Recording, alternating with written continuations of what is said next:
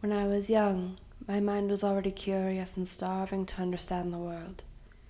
One particular Saturday night, the elders were celebrating with some whiskey, so I crept into the room with the hope chest and carelessly pushed Nan's sewing onto the floor in order to discover the secrets of my family. All that I found was the family Bible in quilts of all sizes and colours. I held up one particular quilt, and as it unfolded, 3 books fell to the floor. The house fell entirely silent. They knew, and after all was explained, the wait began. I understood. I was old enough to have witnessed men in uniform beating a man on the street who had asked for a piece of bread for his child. The wane was thin as a twig.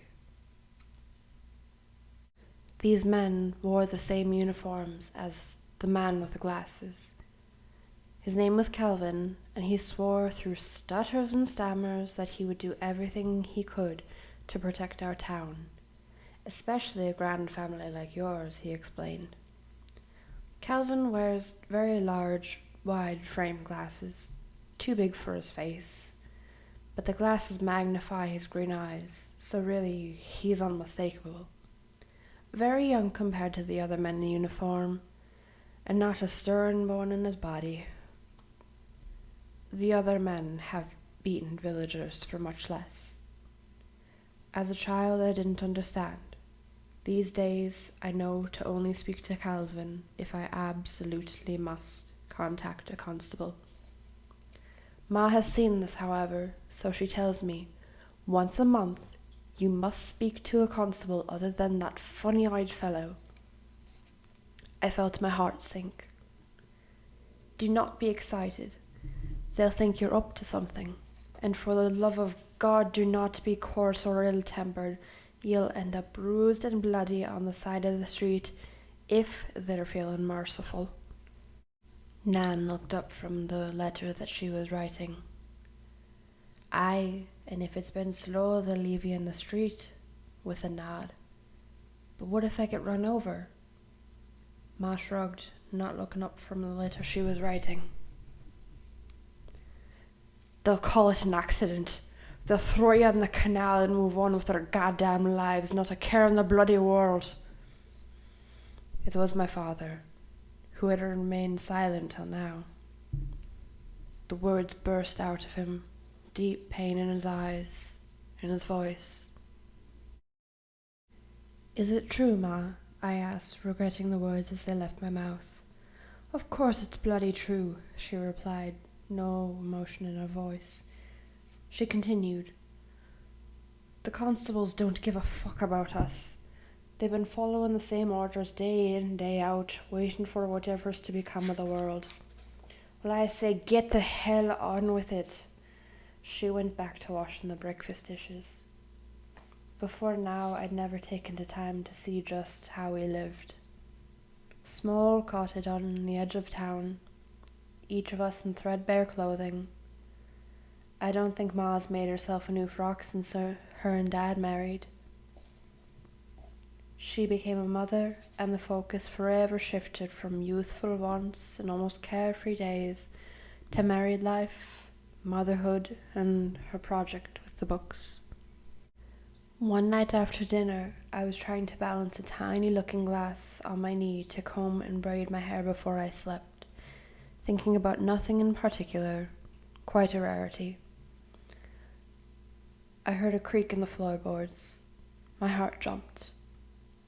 My siblings were mischievous, yes, but they knew better than to climb into my loft. They knew the consequences. 33 books. It's how many pieces of literature our chest possesses. I've only begun adding my share of titles to the list. I wish I could have captured the look on my father's face when he discovered Ma's secret. I was but a small child. Very well could be my first memory. Shock. Pacing. Then praying. It stopped me in my tracks. My afternoon of commanding my crew as Grace O'Malley, Pirate Queen, came to a halt. Father cried out to Ma, "Maeve, how could you do this to our family? You know the times, we've got children to protect." She sighed through her handkerchief, and her tears she replied, "I know there's a bloody war on. I know we have children. I know the danger.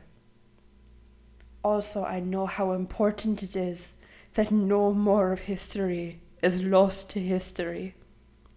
These times, this hell that we live day in, day out, I do not want my grandchildren to live it.